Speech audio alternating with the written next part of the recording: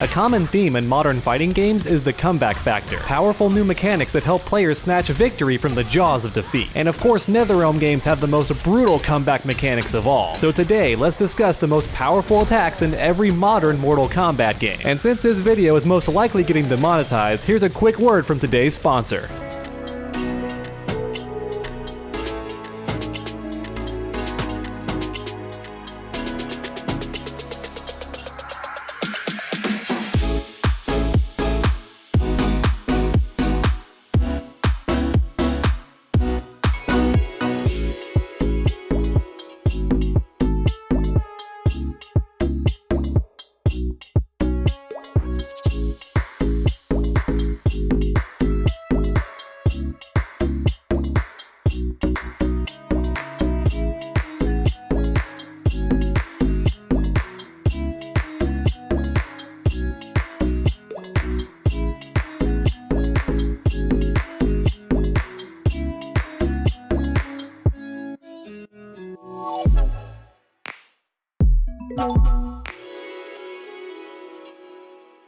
So for each game, I'm going to be mentioning several X-ray attacks because none of them are universally superior than the others. So just keep that in mind as we go forward. None of these supers are ranked in order of worst to best or anything like that. Instead, I'm going to show you all of the best supers and explain why they were so godlike. So for starters, we have Smoke. In terms of speed, his X-ray could not be beat. Go ahead and watch this teleport right here. Do you see how fast that darn thing was? Well, super is pretty much the exact same thing, and it goes right behind you no matter where you are on the screen. And as a result, you weren't allowed to whiff anything. If you missed any buttons or tried to throw a projectile, he would just snare you with this thing. In fact, even if you threw a projectile at point blank, he could just armor it anyway and still counter you. So this guy was the anti-zoning character. He was quite easily one of the fastest characters in the game, and that's saying something when this game has Cabal. And while you could argue that some supers were faster up close, like say Sub-Zero's, his had a set range to it, which once again, Smoke did not have this limitation. It would catch you anywhere on screen. As long as you were on the ground and doing something, he could punish you with this X-ray. And that's why, in my opinion, Smoke had one of the best X-rays in the entire game. Alright, but how about damage? Well, in terms of raw damage, Kano and Jax could not be beat because their X-rays did more than everybody else's, and that's because you could not actually combo into them. However, even so, they were unblockable, which, trust me, against casual players was very, very effective, because most people's gut reaction when seeing a fatal blow activate is to just stand there and block because you don't want to get hit. But if you do that against Kano or Jax, you're gonna get hit by the X-ray because, once again, it's unblockable and you got a lot of damage coming your way. And even if you tried to attack them, that wouldn't work either because it's armored, which meant you just had to get out of the way, either by jumping or a special move, something. And it goes without saying that a lot of beginners don't know how to do that effectively. So not only did Jax and Kano have the most damaging X-ray, but they were also very good at killing beginners. And then next up we have Johnny Cage. Now this X-ray was a thing to behold. Rio MK already has a fantastic video about this X-ray alone, but I wanted to use my knowledge as a game developer to explain why it actually functions the way it does. To keep things short and simple, Johnny Cage has a parry X-ray, so if you hit him, it will activate, and he can even combo after it for a lot of damage. In fact, I feel like if optimized, it might be the most damaging X-ray combos in the game. And honestly, that does tend to be the case for a lot of NetherRealm games. Their parry supers are very, very strong, but the thing about Johnny Cage's is, well, it was really broken because it didn't just work on physical hits. If the opponent was anywhere near Johnny Cage when he took damage, then his X-ray would activate. It didn't matter if it was a bomb from Cyrax or even Sub-Zero's clone. If the opponent was close enough, his X-ray would activate whenever he took damage. And like mentioned in Rio MK's video, one of the best examples is Sub-Zero's ice clone. Johnny Cage could get near it, then lean forward with his parry, and if Sub-Zero was anywhere near his own clone, this parry would activate and hit Sub-Zero, and now all that damage is coming his way. So it didn't matter if you physically hit him with your own body. If he took damage from literally anything you used and you were near his hitbox, his X-ray would activate. And then on top of all of that, it didn't even matter if the opponent was blocking. If something made Johnny Cage take damage and they were close enough, the parry would activate. It did not matter if their guard was up, it would hit regardless. And I bet you're wondering if this move could parry other X-rays, and the answer is yes. Once again, the main rule is if Johnny Cage gets hit by anything and the opponent's near him, this X-ray works. So put simply, it's the best parry in any NetherRealm game, because essentially it has no weaknesses, but then all of the strengths that you expect from a good parry. And then finally, as an honorable mention, we have Shiva, because against a casual player or just your typical casual, you know, fighting game player who's on and off again, this move is an absolute nightmare and just sounds extremely unfair. So for starters, it is unblockable. Does not matter what you do, if you're on the ground, this thing is going to connect. And I'm being very literal when I say that. It doesn't even matter how far away you are from Shiva. No matter if you're full screen, you still fly all the way over to her and she gets to do the entire X-ray. Once again, all you gotta do is be on the ground and this thing is going to hit you. And like you just saw, this thing's pretty fast too, so a beginner is not going to react to that thing in time, and it has armor so it can absorb hits, all that good stuff. It can even punish some projectiles. However, the reason I have this X-ray as an honorable mention is because you really couldn't combo into it, and even though it was unblockable, it didn't do nearly as much damage as Jax and Kano's X-ray does. So once you put Shiva against players that are more skilled, this thing's essentially never going to land, and also against good players, you're pretty much never going to pick Shiva because she was bottom tier in this game. You'd be crazy to even play her. But at the casual level, this X-ray was an absolute nightmare for beginners. It tracked your location, it was unblockable, and had decent speed too. And when it comes to Mortal Kombat 9, that's about it for the best X-rays in the entire game. So now it's time to move on to Mortal Kombat X. And once again, wouldn't you know it, we have a parry, only this time it belongs to Sonya Blade, because I guess NetherRealm thought Johnny Cage had too much fun in the past game, so they just gave his X-ray to Sonya instead. And while the parry itself wasn't quite as absurd as Johnny Cage's, the combo damage actually went up for Sonya Blade. Now sadly, one of the final updates for Mortal Kombat X did nerf Sonya quite a lot, but even so, her X-ray combos are still very damaging. As you can see, we're still getting a ton of damage, and that combo was by no means difficult. And even from mid-screen, she was still taking away at least half your health, even for baby combos.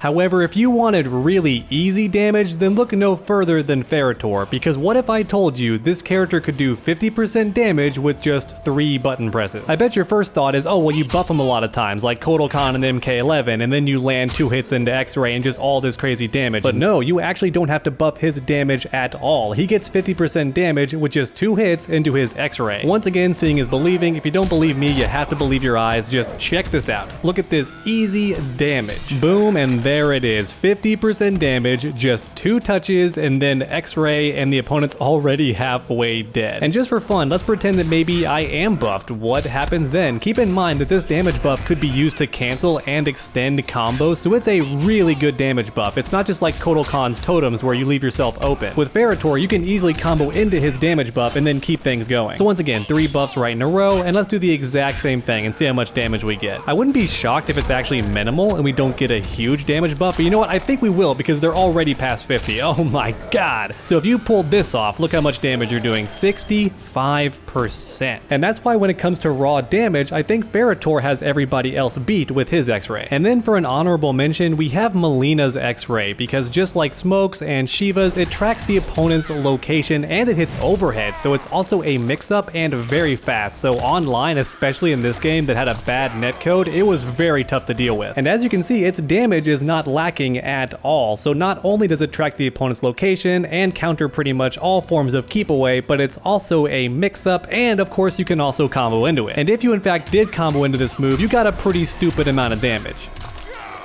In fact, if you wanted to make sure not to waste the X-ray, you could actually just do her regular teleport kick, and if you saw it land, then you cancel into her X-ray, and that guarantees you don't waste a single bar. And of course, you know the damage was absolutely ridiculous. Once again, 40%. So even though Melina might not have the best X-ray in the entire game, I would argue it's very versatile and very damaging, and best of all, it stops the opponent from pressing buttons, because once you have all 3 bars, they don't want to use any projectiles or any sort of keep away. They're too scared of the damage. And believe it or not, that's about it for Mortal Kombat X. Basically, everyone had a similar kind of X-ray in this game. It didn't have the craziest range, but it did decent damage, especially if you kept the combos short. So with that in mind, I'd say it's time to hop into the final game of the series so far, Mortal Kombat 11. So first up, we have Erron Black. When this game first came out, I don't think anybody would argue that Erron Black had the best fatal blow in the entire game, and for several reasons. For starters, it's full screen, so no matter where you are, it can catch you. And since he fires so many bullets, it would also catch you jumping, whether on the way up or on the way down. You could land on these things and he would still get the entire animation. And don't forget, when this game first came out, the armor would activate sooner on fatal blows, so you could see someone go for a projectile or even an attack and just pop this thing on reaction, and you would catch him. You knew it wasn't gonna miss because the range was pretty much infinite. As long as the enemy was somewhere in front of you, you knew this fatal blow was going to win thanks to that armor. However, none of that is what made this fatal blow extra nasty. What made this thing so darn unfair and definitely broken was its extremely fast startup speed. So right now it's been nerfed, and check it out, it's around 18 frames, which I would argue is still very tough to react to, especially online if the opponent has a bad connection. But even so, it is still much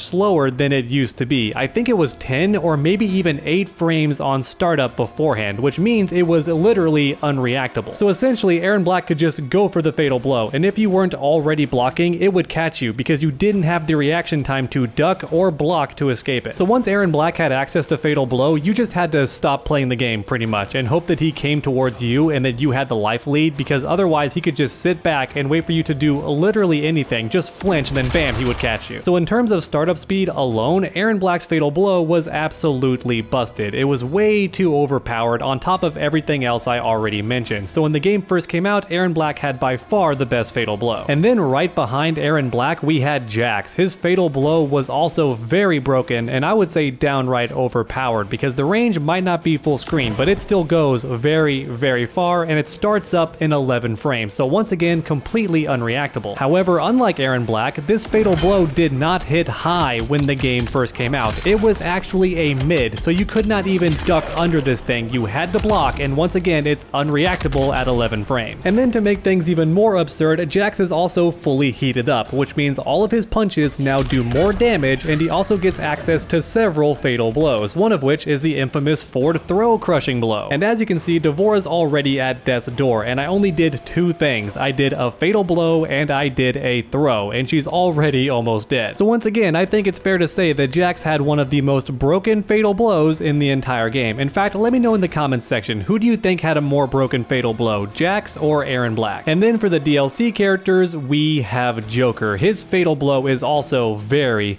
nasty. In terms of damage, it's pretty much the same as Scarlet's. It barely scales at all, and as a result, you get a bunch of damage. In fact, here's an easy example, and keep in mind, none of this damage can be escaped. It's all 100% guaranteed from the moment Joker touches you. But here's the thing, Joker can also dash cancel out of his fatal blow, which means he can actually use it to extend combos. And then by the time that combo is done, he likely already has fatal blow back, which means now he can hit confirm into it, and you're probably dead. Because once again, even a short combo into his fatal blow does a ton of damage. But then even on top of all of that, when he cancels out of his fatal blow, he gets access to a new crushing blow off of his throw, which means on block, every time he cancels it, it's now a 50-50. If you don't expect the throw, then he gets a very damaging crushing blow. But even if you expect the crushing blow and you release block to try and tech it, if you guess wrong and he just goes for a regular hit confirm instead, he now gets a full combo. And that's why I think Joker is the scariest character in the game when he's low on health. He just gets access to so much nonsense. One of the most damaging fatal blows in the entire game. He can dash out of it to extend combos, and whenever his fatal blow is on cooldown, he gets access to a throw crushing blow, which creates some really scary mix-up situations where you pretty much have to guess, and if you guess wrong, he's taking a bunch of health from you. In my honest opinion, Joker does have one of the best fatal blows in the entire game. In fact, it might be the best after everybody else's was nerfed a bit. And that's actually it for Mortal Kombat 11. Once again, the fatal blows aren't that ridiculous for the most part, but there were a few that stood out as being completely broken. So now it's time to let me know your thoughts in the comment section down below. Who do you think had the best super moves in every single Mortal Kombat game? And while you're down there posting a comment, make sure to leave a like if you enjoyed the video. It really does help my channel out a ton. And finally, if you're not subscribed, what are you doing? Suplex that subscribe button. That way you never miss a future video. Make sure to come back next time, and as always, stay underdogs.